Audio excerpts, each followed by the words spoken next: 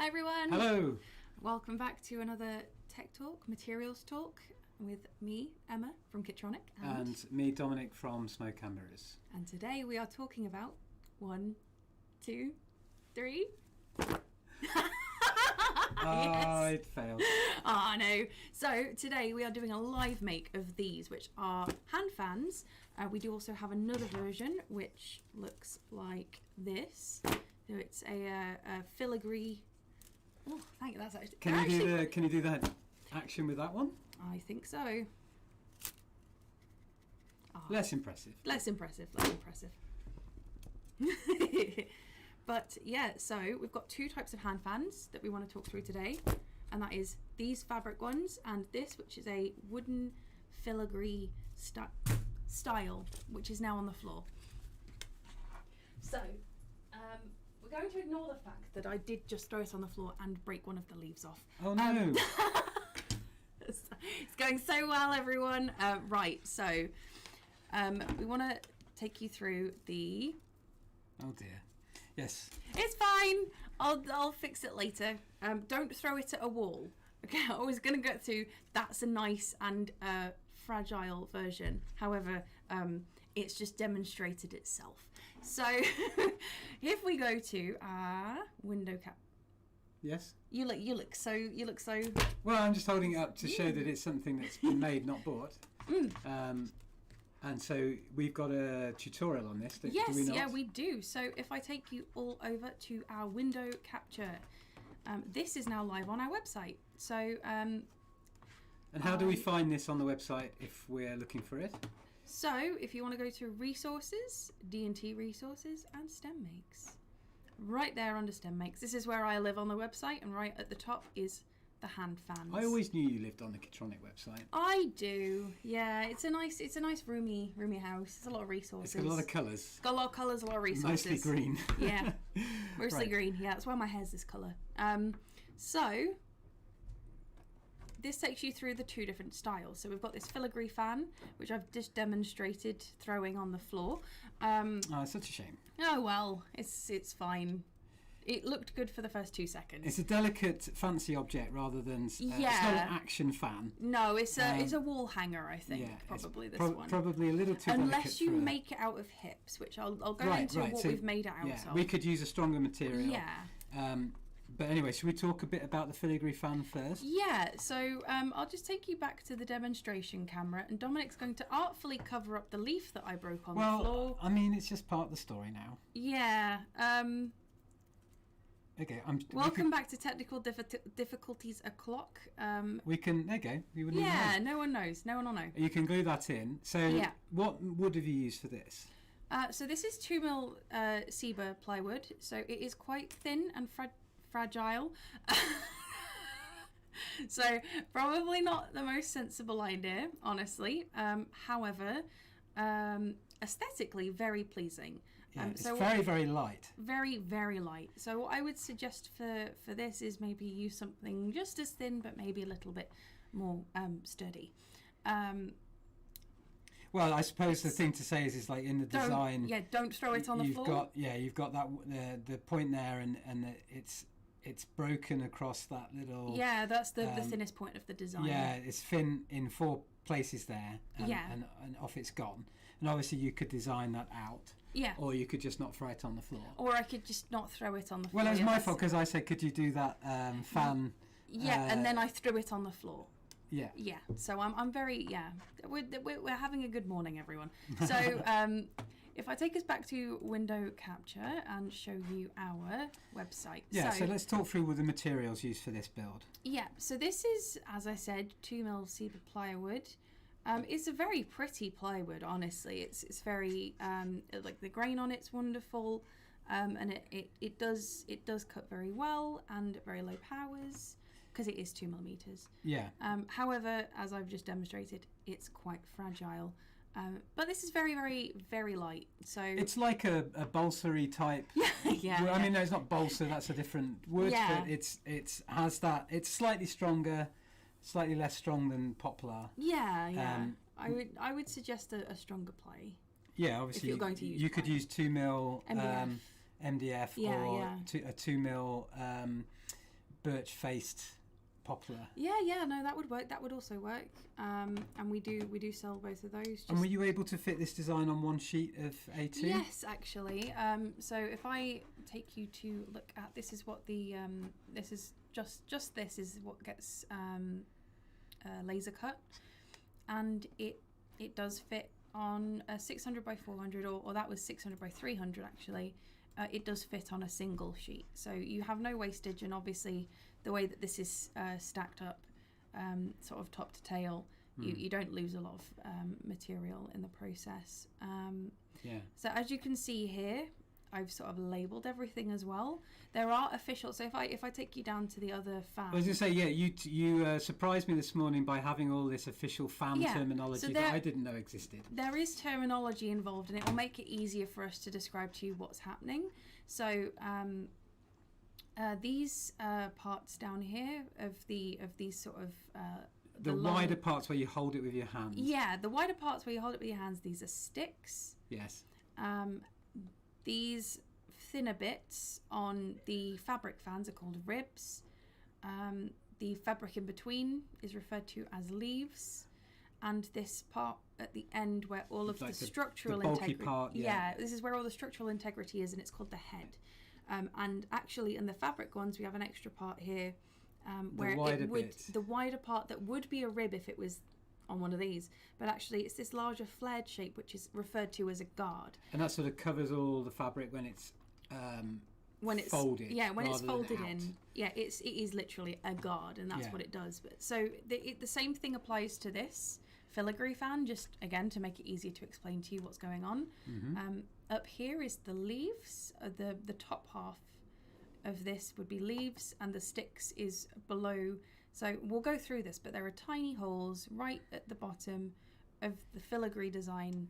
If you put it back onto the overhead, you can just about see there, and you've got fishing line. Yeah, that runs all the way through. I wonder if I turn that over. It'll be easier to see where I've tied the knots. It might be a little easier to see the knots. And I'll bring that up if I can focus it in about there. There you go, yeah. Yeah, you can just about see them. They're very discreet. So above that is referred to as the leaves, and below that is leaves, sticks, head. You want the head on. Yes, sticks, head. Yeah. So if I go back to the blog, so basically the way this is made is very, very simple. You laser cut this. If you have a laser cutter, that is. So once you have it all laser cut, it will look like this. And down here you can see a M3 panhead screw, a hex nut, and 2 washers. Yeah, it's a 30 centimetre long. Yeah, this is 30 millimetre. 30 millimetre long. Yes, it's a huge screw. 3 centimetre, 30 millimetre. Yeah, 30. Imagine a 30 centimetre. That would be a map. Yeah, that would be one for the wall, wouldn't it? Yeah, it would. Put that in a frame. Several walls, I think. I think this here is what you'll use to attach it together. Yes. So before you attach everything together, you want to clean up and finish the wooden parts. Yeah, so you could sand it, or you could sand and spray paint it, or something like that. Yeah, precisely. And actually, Mark made an excellent suggestion. Is this shosugi ban, which is the burnt finish you can get on things. How would you do that? It would be basically hovering a flame over the top, right? Sort of scorching it. Yeah. So, but not combusting it, not igniting it, not setting it on fire. And that's actually something like if you do use a wood, if you use like a veneered MDF or something for this, or even still the cedar. Although I would say this is probably too fragile to try and do something like that with. It would be a very, very pretty finish for something. Especially for something like this, which would go very nicely on a wall. Especially if you were practiced at it. Oh yeah, absolutely. But this is, it's a fairly low cost project, and gives you something that you could do that with. And you'd want to do that before you added the fishing wire, of course. Yes, absolutely. And before you attached the screw just do it all flat on a surface at a fixed distance. Just to demonstrate actually the way that you want to attach the the fan together. So you don't want this to be too tight, this hex nut, and you want the there to be a washer behind the head of the pan head screw, and a washer behind the hex nut. Right. Now it just allows everything to move freely. Yes, it allows it to move freely, and in an ideal world it wouldn't be a hex nut, or you would use like a thread locker or something on the hex nut so that it didn't unscrew as you used it. Yes. But the washer does negate some of that effect. So if I go back to the blog again, you can sort of see I've just sanded mine. There was a lot of burning, and this was a lighter colour. So what I ended up doing was sanding it off, but then embracing the way that it was sanding off and allowing some of that darker dust to go in between the wood grain, giving you a texture and a colour. Yeah, it gave a nice texture and colour, and I was like, I actually quite like that, so I'll run with it. So this here is demonstrating what Dominic said before. With this sort of fan, because there's no fabric in between the ribs. There's no ribs and no fabric, so the leaves are the ribs. Yes. Yeah, they're one and the same. Well, no, there are no leaves technically. Right. It's all ribs. It's all technically like a leafy rib, but that's fine. That's whatever. Basically, because there's no fabric to stop the movement of the skeleton of the fan. Yeah. You need to halt the movement at sort of the maximum distance away, so that your range of movement, as it's set up here, is as far away as you want it. So you can see what I did was sort of tie each piece a little less than the full way away from, so like I made sure that there was this nice sort of scalloped edge to the top. And so did you end up tying them more or less equal distance? More or less. Yeah. You will have to make sure, because if you're using a different width of material, or a different gauge of fishing wire or something like that, it will differ for you. But tying it this far away, I basically just I tied it at one end and then pulled the leaf away as far as I wanted it, made a little mark with a Sharpie, tied it, did the same thing.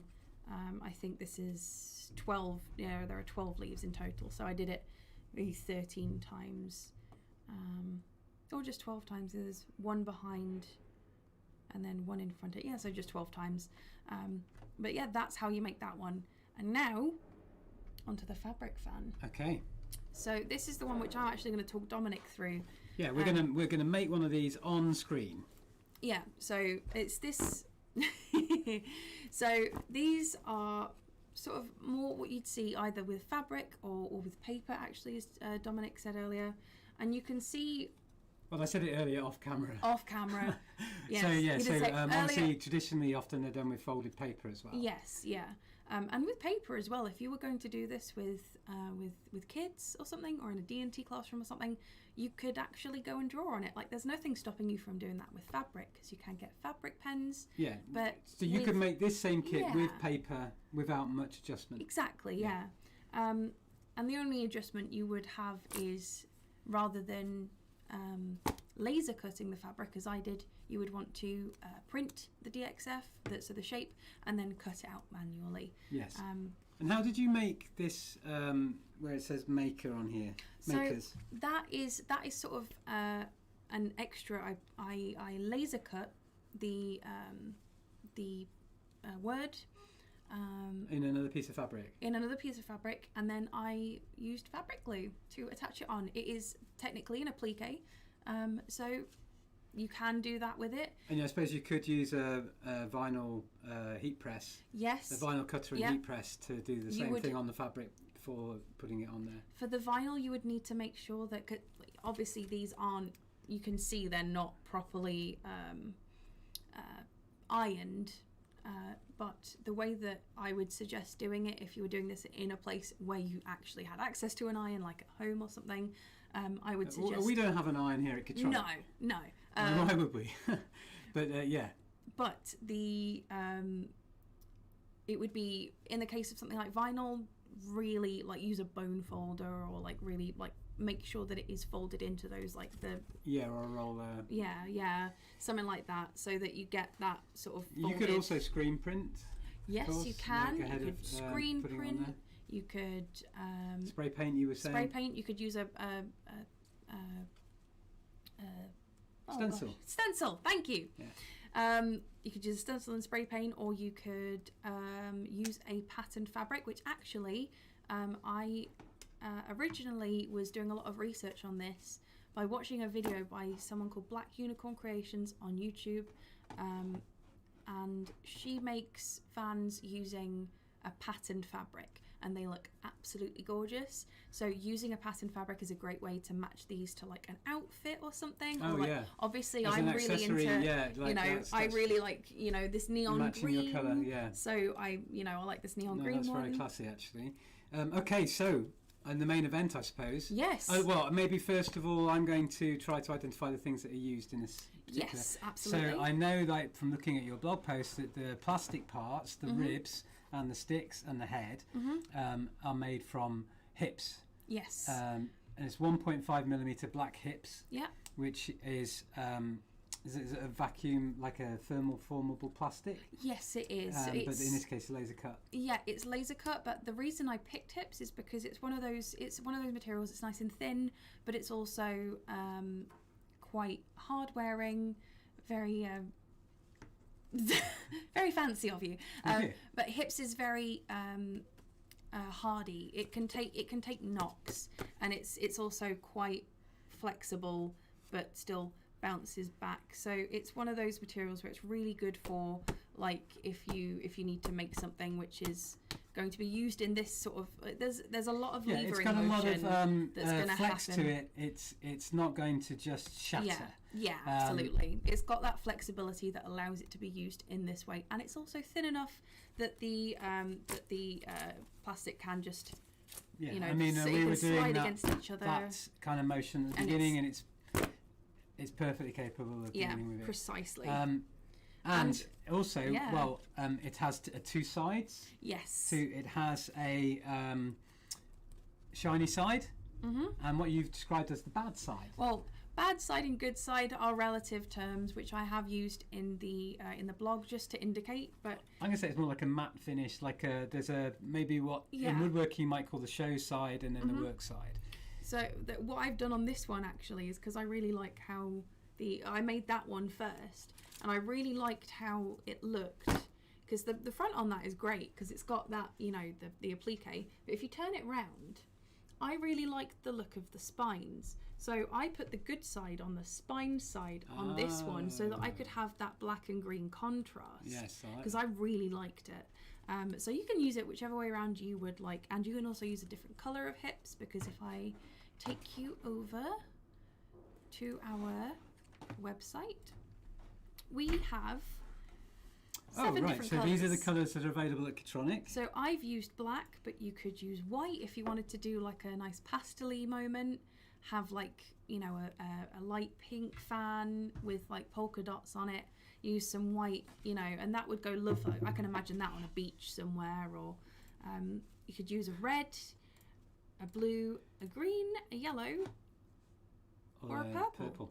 So these very strong, some very strong primary colours and purple. Yes, it's quite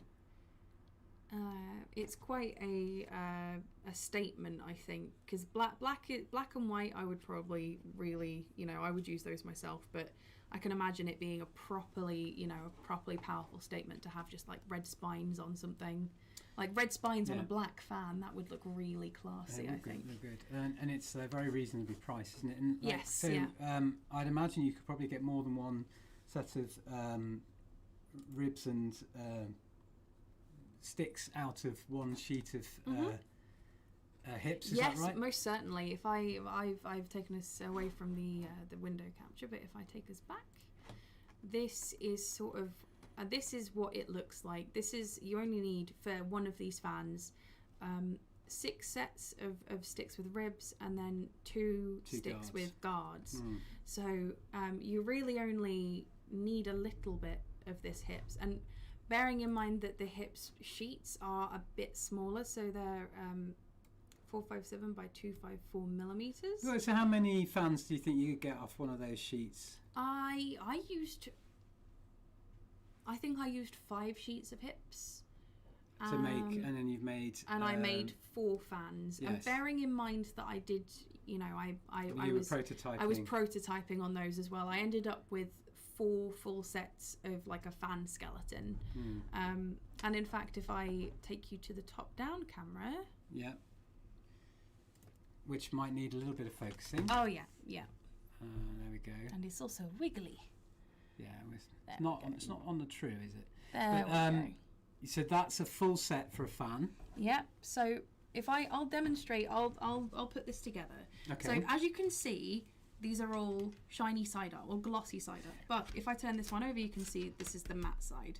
Yeah, it's really clear to us, and it does show on the camera a bit. Yeah. So you can see that, you know, the difference is quite noticeable if I, you know, shine it in the light. So the way that you want to do this is essentially what I just did. So you have all of them shiny side up, flip the last guard.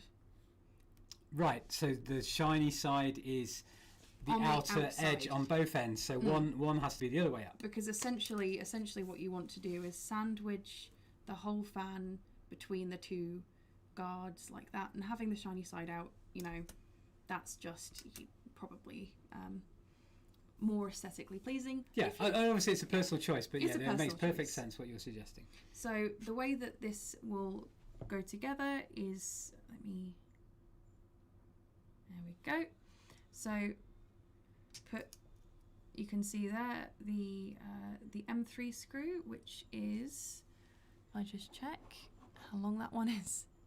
It's a 16mm pan head M3 screw, and I've got a washer behind it, and then I just stack underneath this first guard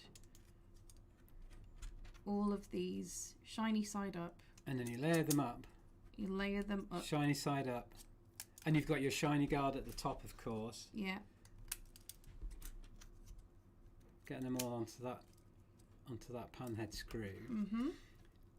Now, you're going to put your last guard on, but you're going to put that with the shiny side out. Yes. Downwards. So you can see I flipped it over. Oh, this is there's the shiny side up.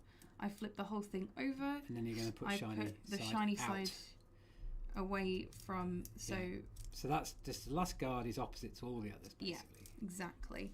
And then on the back, I do the same thing again, where I pop the washer on and pop the hex nut on. And we sell all of these, the screws, the panhead screws and the washers and the nuts.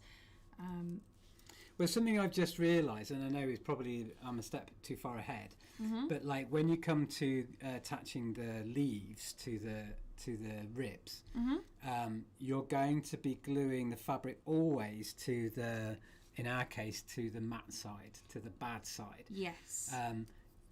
So on all of these, the matte side that you've got in the one that you're holding faces us. Yeah. But on the very last, and we'll be gluing the leaf on top, but on the very last one we'll be gluing it on the bottom. Exactly. So if I swap over, Dominic, and just to show you everyone. This is where I get my hands covered in glue. Yes, it is. Great. So this, I've chosen orange. That's the colour. That's. I mean, this isn't Smoke and Mirrors orange, but I'll accept it. It's the only orange I had, Dominic. You'll have to deal with it. So, basically, if I take you to the window capture first before Dominic starts. Yeah. So you can see here, this is obviously cutting out the parts and making the frame as we've just demonstrated. Oh yes, that's exactly what you just did. So this is actually the part the that I've just given to Dominic. Yeah. And this is my green fan. Yes, as you laser cut it. So I laser cut it on a piece of white acrylic. Oh, you used the backing. Yes. Mm-hmm. So I used the white acrylic to sort of brace the fabric, because otherwise you can see down here these are the knives on the laser cutter. It would not have played well with that. It's a flexible it might have been all right material. on a honeycomb bed, might have, but you would get flashback also. Yes. So you might get some scorching on, especially on a light material like the green. And so use the backings. I tried more than one backing as well, and wood does work, but wood ends up scorching, not scorching the edge, but sort of colouring it with the dust that comes off of the wood itself. Yeah, you get some resin and residue. Yeah, so if laser cutting fabric, I will always now, use this white acrylic backing. Yeah. So, attaching the fabric to the frame. This is what Dominic's about to do. And I do suggest here sealing the edge of the fabric. We do not... one of the advantages of laser cutting is it will like sort of sinter the edge. I mean, I can see there's a little bit of fraying. Yeah, there's a bit of fraying on these because the power and stuff you want to use to cut fabric is so low that it doesn't really scorch the edge at all. And we were going to talk about the fabric that we're using here. So how did you? So we don't sell fabric at Kitronik other than the conductive fabric. Yes, you could use the conductive. You could use that. Yeah, and we're not using that. No. But so what did you search for in this case? So I went on Amazon. If I'll demonstrate, I'll talk about this while you demonstrate. Yeah. Oh, because I'm gonna. Tell me what to do then. So first, what you're going to want to do is make sure you've laid it out first. Yes. Laid it out properly. Okay, so, I'll put the glue down and I'm going to sort of square it up. So you'll want to, before you do anything, yes, probably turn it over. Okay. So this is the easiest way I found to do it. So you pop that one underneath, because that will be underneath. Yes. And then all the other ones are on top. And then you can use this once it's here and once it's on a flat surface to adjust where everything is in relation to everything else. Right, because you've got to make sure you're in the right place to start, right? Yeah, so you've got to adjust where the ribs are. Because the ribs, I'm going to have to lay the ribs out in the right place. They're not going to stop in the right place. I'm going to have to use the leaf to make it be in the right place. Exactly. So you'll want to lay these out so that there is an equal distance between each of the ribs. Okay, well I will do that once we talk about where you got this fabric from. The fabric that I got was from Amazon. The way that I found it, because I got a lot of different colours at once. All of the colours I've just shown you were from the same bag, and the way that I found them was by looking for fat quarters, and that is fat quarters are squares of fabric traditionally used for quilting. Like if you imagine those like granny blankets, which are like they've got like the different coloured squares on them. Like a patchwork rug. Yeah, pretty much like a patchwork rug, and you can get a decent sized stack for not very much on Amazon, and other online retailers exist. Other online retailers too, like specifically fabric retailers. No doubt eBay and probably your local haberdasher type fabric there won't market be one store. in the centre because there are 6 of them. There won't be one in the centre. There won't be one in the centre. That's a top tip. Okay, I'm terrible at this, but I'm doing my best. Would you like me to? Oh, take over, absolutely. Yes. So yeah. The other good thing about getting something like fat quarters is that usually when they're sold in packs, you can end up with some which have patterns on them. And I just saw one this morning, and I was about to press buy on it because they had cosmic patterns on them. Oh.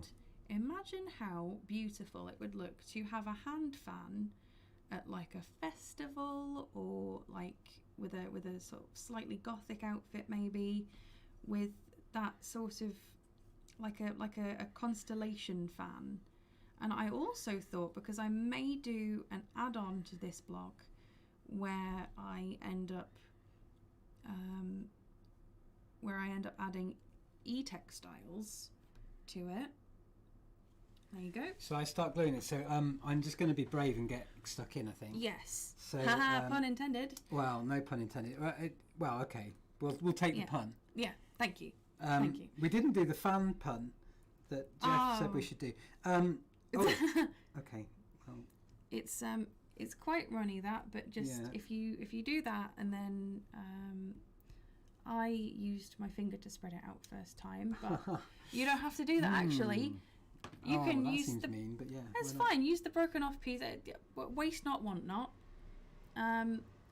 So just as an aside here, fabric glue can. Oh, you want to lift that up and put it on top like this. Yeah. So make sure it comes to halfway-ish. Halfway, yeah. Okay. Yeah. Ooh, perfect. Okay. Well, I'm pretty happy with that, except obviously I've run out of glue at the bottom there. That's okay. Well, it will be. There we go. So fabric glue can be used to attach other things to fabric, not just fabric to fabric, which is fantastic for makes like this. Fantastic! Haha! There's the pun. There it is. So now that you've got that one side on, you can actually turn it over. Okay. Do you think that's stuck already? It's a pretty quick drying. It's fairly quick drying, but I would say just be nice and gentle with it. That's fine. That's fine. Oh, you say that, but I can lay it all out again. But, I'll lay it out. Okay. Don't worry. Well, maybe I'll do it under your direction. Okay. But so just making sure that you first put this down to find out where the other guard wants to be. Yeah. And then. Oh, would you recommend sticking it to the guard first? Yes. Okay, well I'll do that. Will mean that you have to flip a lot of the fan up. That's true. So maybe I won't do that. So what I could have done is I could have got a piece of paper on the bottom here, and I could have done it with a protractor and really made myself a little template. Yeah. Or I could have marked the fabric when we did it before. I reckon that's about right. And then the last one, obviously, we'll get that in place. So let's get to it. Yeah. If you want to, actually, before you do anything else, an easy way to keep it all where it is. Oh, it's really tighten up the... Really tighten that. That makes sense. And then we can loosen that later so there's the right amount of play. Yes. So we're tightening the nut up, and that's going to lock all our ribs in place. And then I'm just spreading this glue onto the matte side of the hips. And then pull it tight. Going to pull it tight. Oh. It's fine. You've got a little while to work with it. Yeah. And then just push and it then down. bring it back. Yeah, perfect. Exactly. Rinse and repeat, as they say. So now that Dominic's onto the sort of the faster part of making. Yeah. E-textiles can be added to this, and like I said, I may be. That would be pretty cool. I would like to see that. Yes, I would like to see it as well. So what would you do? Would you use the conductive fabric, or are you going to use some conductive thread? So I was thinking about that, but I think that the easiest way of doing so may be actually to use like a.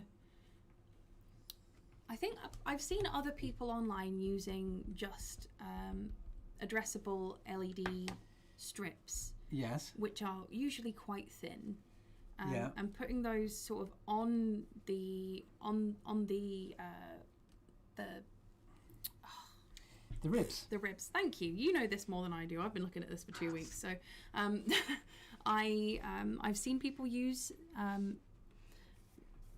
don't worry about it, Alien Dev. It's all good.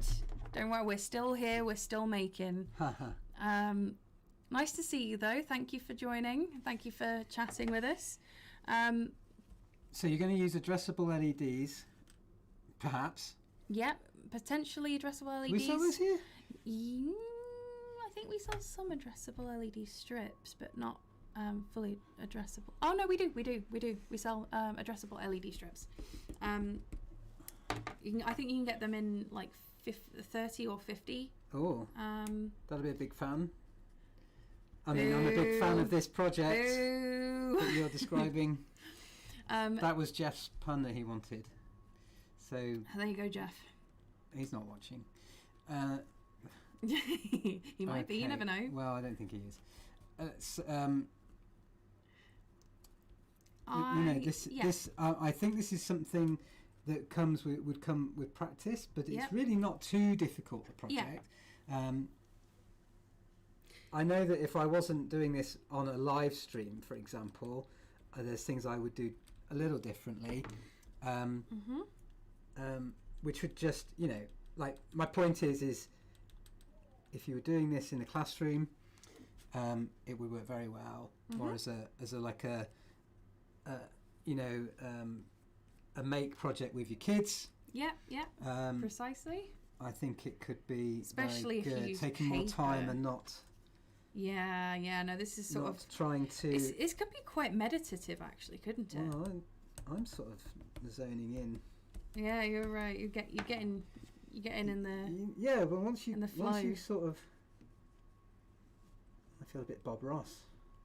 Happy little trees.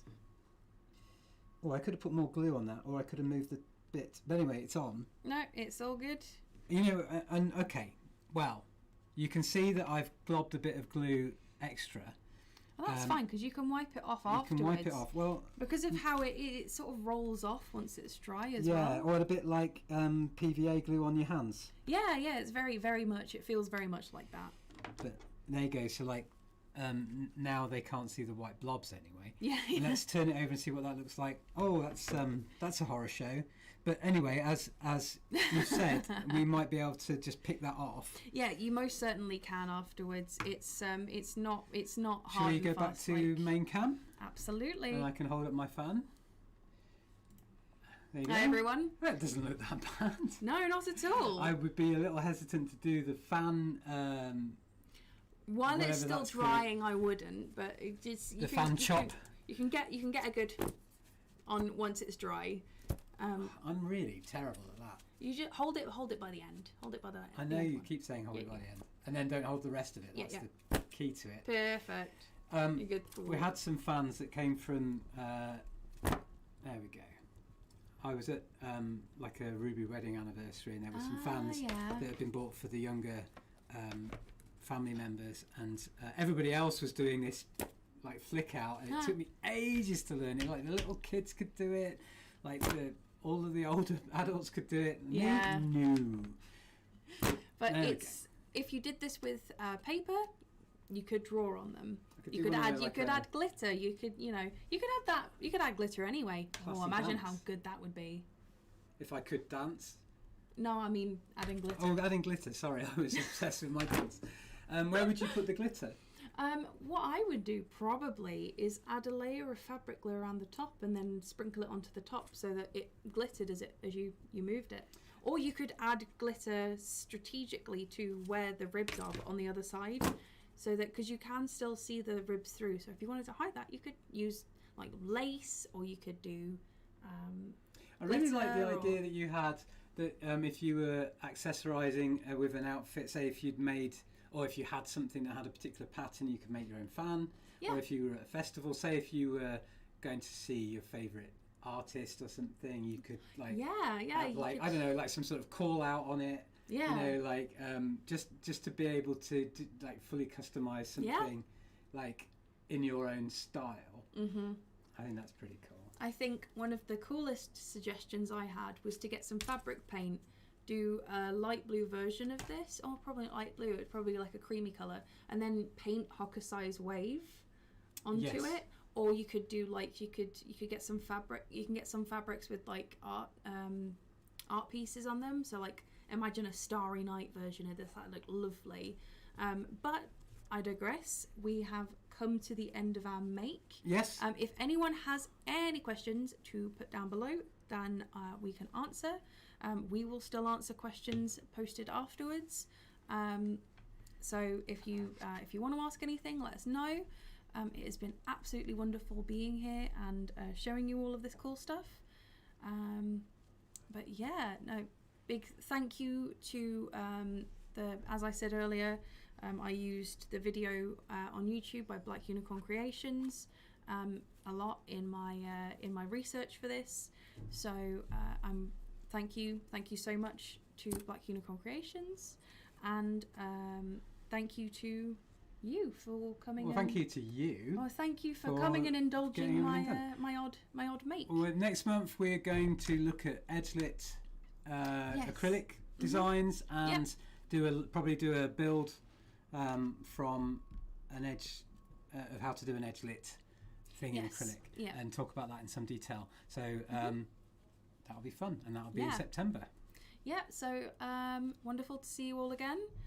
Tune in September, first Thursday of September. Always the first Thursday of the month. Yeah, exactly. So we'll see you all then. If you want to learn about edge lighting, goodbye. Goodbye.